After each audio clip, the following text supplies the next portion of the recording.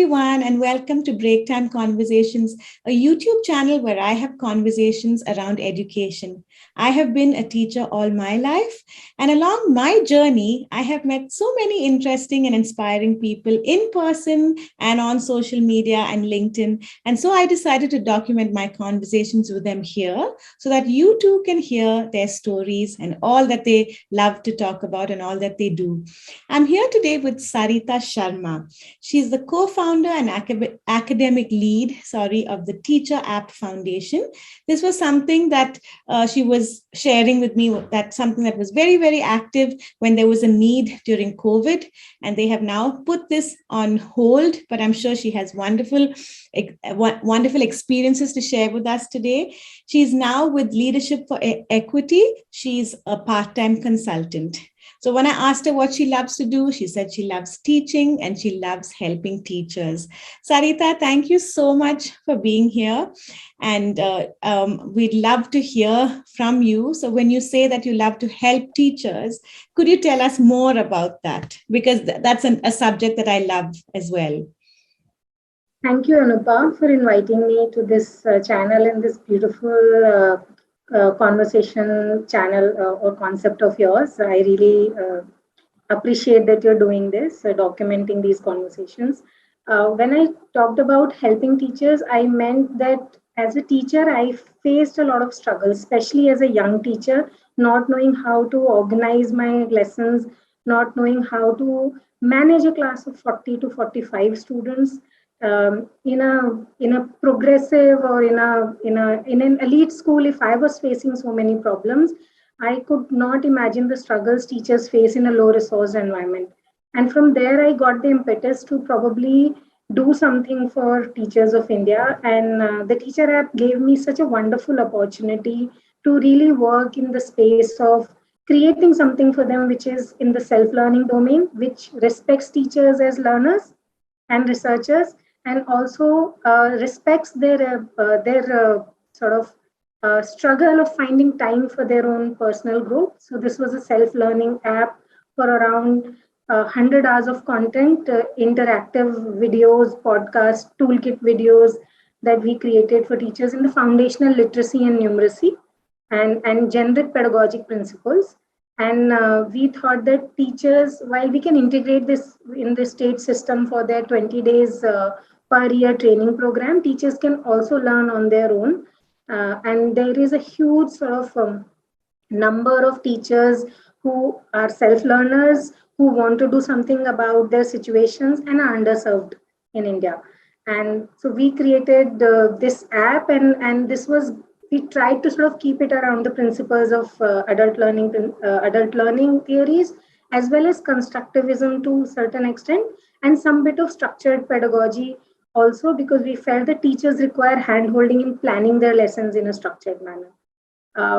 So my sort of belief was this, that whatever theoretical ideas we talk about, they're basically written in English in research, and it's not accessible to a large part of teacher fraternity.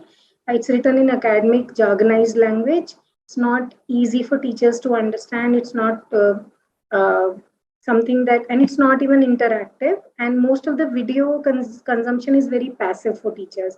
So how do you solve a problem in a way that it's easier? Because we were working in the northern part of India, we wanted to create this app in Hindi, in easy conversational Hindi.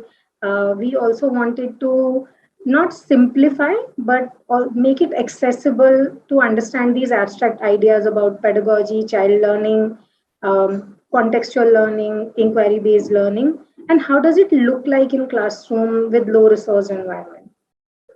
So this was a wonderful opportunity, and I want to sort of take all of this learning to all the other organizations I'll be part of in general. But teacher support in a real sense sort of excites me. Whatever theoretical ideas or principles we talk about that teachers need to apply in classroom, can we provide some kind of an experience for teachers to probably learn this way first? Because most of the teacher education is very direct, which is very which is not constructivist in nature, which doesn't sort of value teachers as learners, that they can pick and choose for themselves. They can create their own learning path. All of that we don't exercise in teacher education ourselves. So the whole endeavor is to stay true to this, that whatever we preach, can we do that first as teacher educators. That's a wonderful idea, because I know that teacher support, helping teachers, is such an important thing. I mean, I look back at when I first became a teacher, those many, many years ago. You whatever you learn in your course or diploma or degree, whatever you do, it just it's totally different when you're in that classroom, right? When you're faced with the different kinds of learners, when you're faced with the different challenges. So I think this is brilliant. So Sarita, I just wanted to ask you regarding self-paced courses. I know that is something that works for me, but now maybe at this point in my life that really works for me. I'm looking at myself few years ago and many other people around me that I see. Is something that is forced upon them, like to say, come at this time and attend this session, does that work better, or does a self-paced course work better? In your experience, what have you seen? So I think both works, because teachers are not a homogeneous group. You have all sorts of learners within teacher fraternity, and some people like structures in their life because that's the only time they really force themselves into a situation of learning caused by others.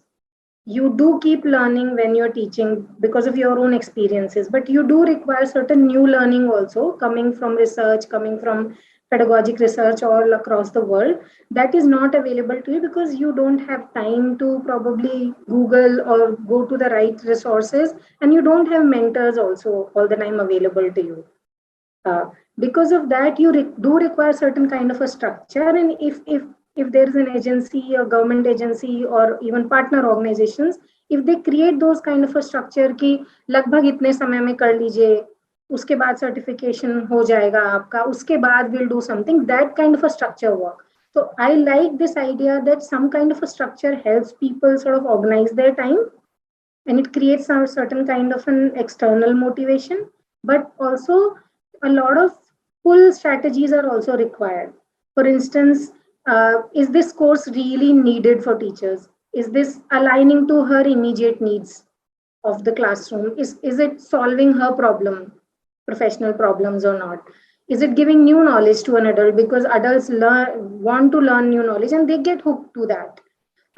Is it interesting enough? Is it written in a language which is not boring or jargonized? Is the course talking to you rather than talking down to you as an adult learner? All of these things are pull factors. The push factors work in a way that, okay, there is a time frame in which you need to do. So rather than saying do it by next Saturday, you give them probably a month or so for a 1 hour or a 2 hour self-learning or self-paced module.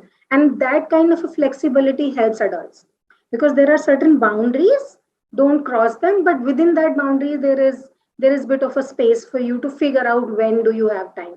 And by that time, if you generate your certification of not just completion but also some kind of a learning with certain assessment done, then we can sort of probably create other structures of probably discussions around those modules in a face to face or in virtual setting, and then probably use in the classroom and mentorship there. So that kind of a structure, I feel in my experience, works better. Not anything alone in this situation won't work. Only self-paced learning, or only face to face one-off session and not doing anything about it, not sort of looking at the classroom implication of that and helping teachers there. So ek tarike ka, what do you say, uh, understand, learn, and then do in the classroom and then reflect. If you complete that kind of a cyclic learning path, that works better for teachers. And in a non-threatening environment, that this is for your own support and this is for your own professional development.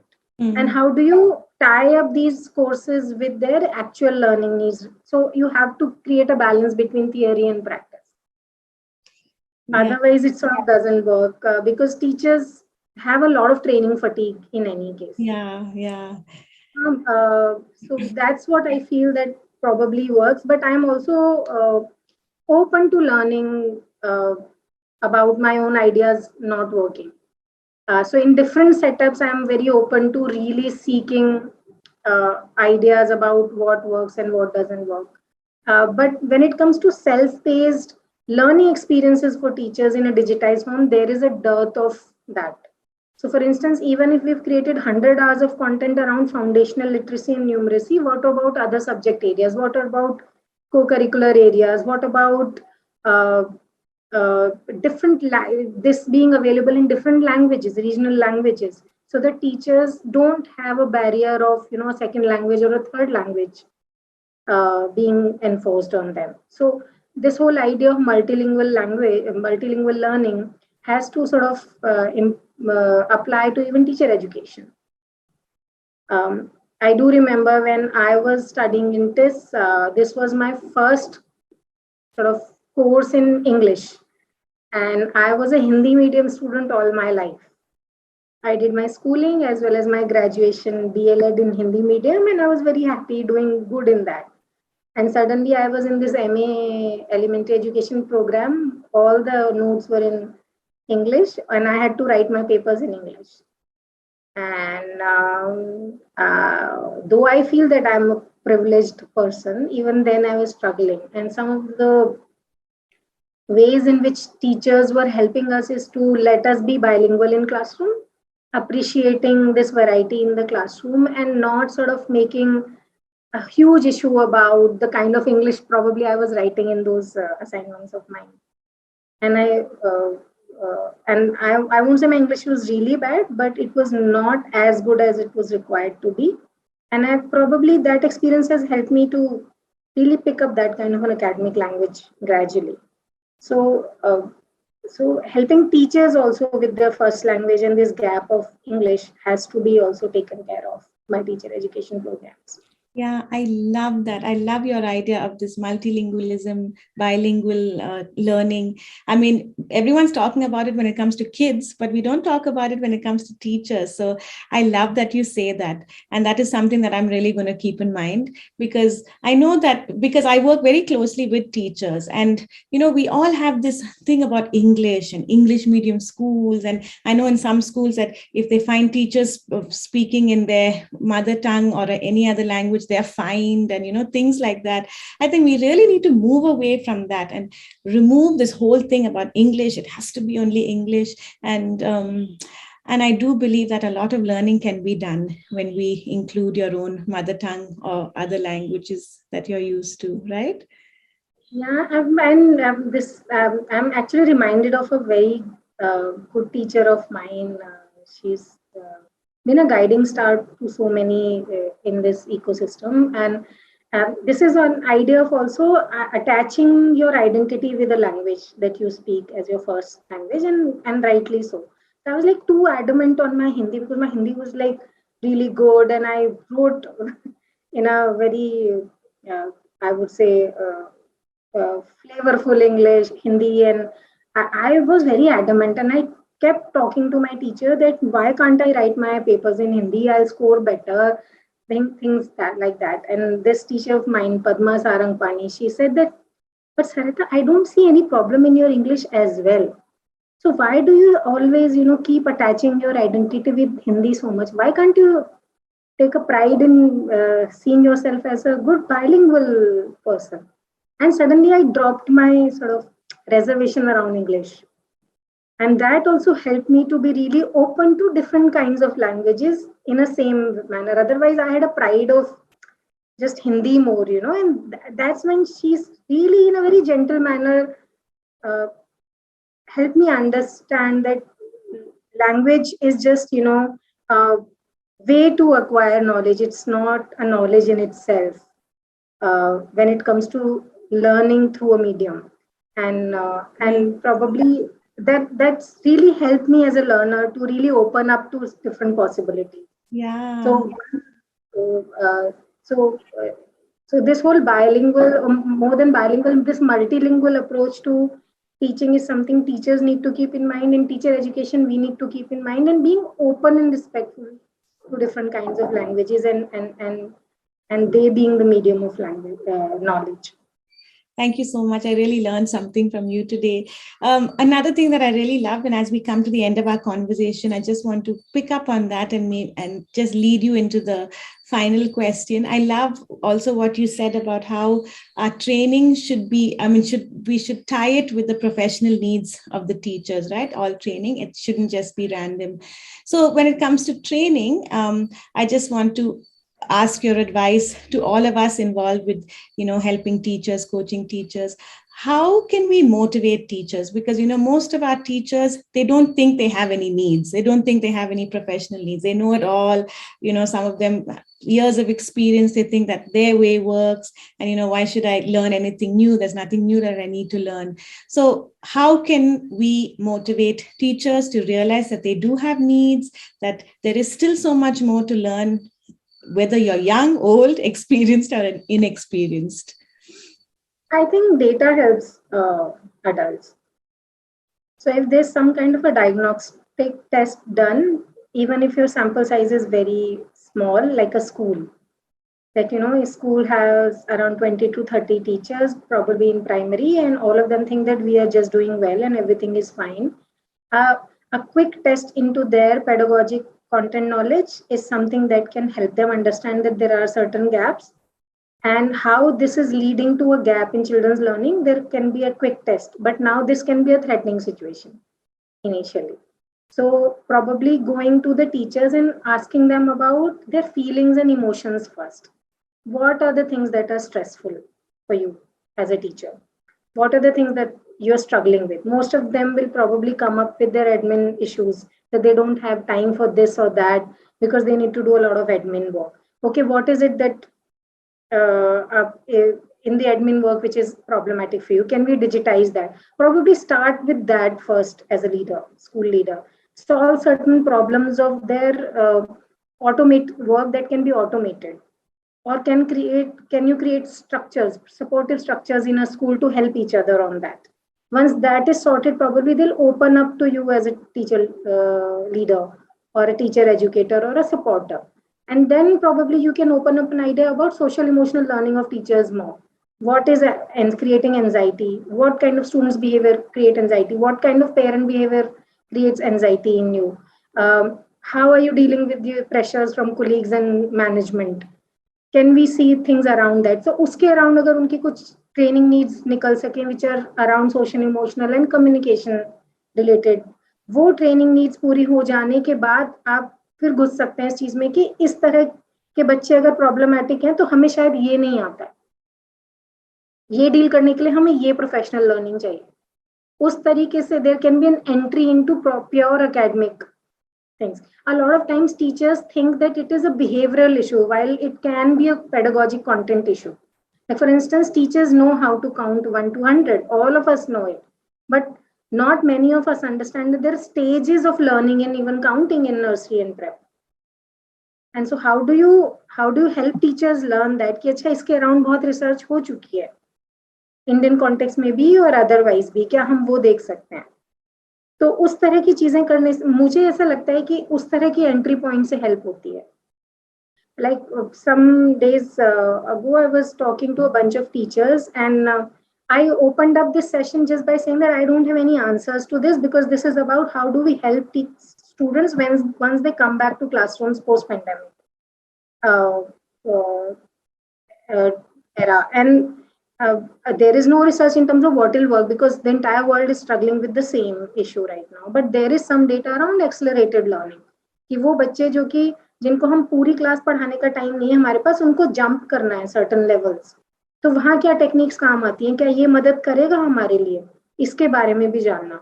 So remediation versus acceleration के ऊपर एक simple सा topic था, और उस पर सिर्फ हमने खुली बात की कि देखो ये सजेस्ट कर रहा है, इसमें से देखो क्या काम करेगा. So respecting them as researchers, कि वो अपने आप pick and choose करेंगे कि क्या उनके लिए काम करेगा. And now there is always a structure of principal creating this learning environment. She'll make sure that people apply that, क्योंकि आप पूरी तरह से खुला नहीं छोड़ सकते कि आप ही देखिए. There has to be a balance, because As children, teachers are of a certain different kinds also. But there was bit of a respect in my conversation with them that मेरे पास short answers नहीं है इसके पर कुछ तो try कर सकते हैं आप इसमें. Probably this kind of a planning helps. And then teachers were very open to me. saying कि आप ये जो 5 steps before lesson planning बोल रहे हो ये तो हम कभी करते ही नहीं, हमारे पास इतना टाइम नहीं है. आई एक्सेप्टेड कि एज ए टीचर मेरे को भी कभी ऐसे टाइम नहीं मिला कि मैं इस तरह से सोचूं. वो तो मैंने जब स्टेप बैक किया तो मुझे रियलाइज किया कि ये कर लेती तो एज ए टीचर हेल्प मिल जाती. So can you do this like a collective group rather than individually doing it? Can just 3 teachers for the entire primary create diagnostic test papers and don't reinvent the wheel? Internet पे बहुत examples होंगे assessment के which you can always use for your classrooms. So I started sharing a lot of open resources with them, and that probably would help. So I would be just saying that there is no clear answer around this because learning itself is such a complex idea. And human nature is also a complex idea. We are dealing Yeah. with so many kinds in that sense. So यही सारी चीजें help करती हैं, and being humble also helps. Yeah. Yes. I like that. Yes. I know being humble is really key to everything. Thank you, Sarita. You have really shared some wonderful insights on teacher education and helping teachers. And I know I'm going to really apply some things that you have shared here. And I hope the listeners too will be able to apply what they learn with the teachers that they work with. And Sarita, all the best on your journey as you continue to learn and grow in all that you do. Thank you so much, Anupa. And I would love to understand and sort of learn from your experiences, and probably that will be for some other time offline. Most definitely. Yes, we can continue the conversation later. Thanks, Thank you. Sarita, and bye for now. Bye bye.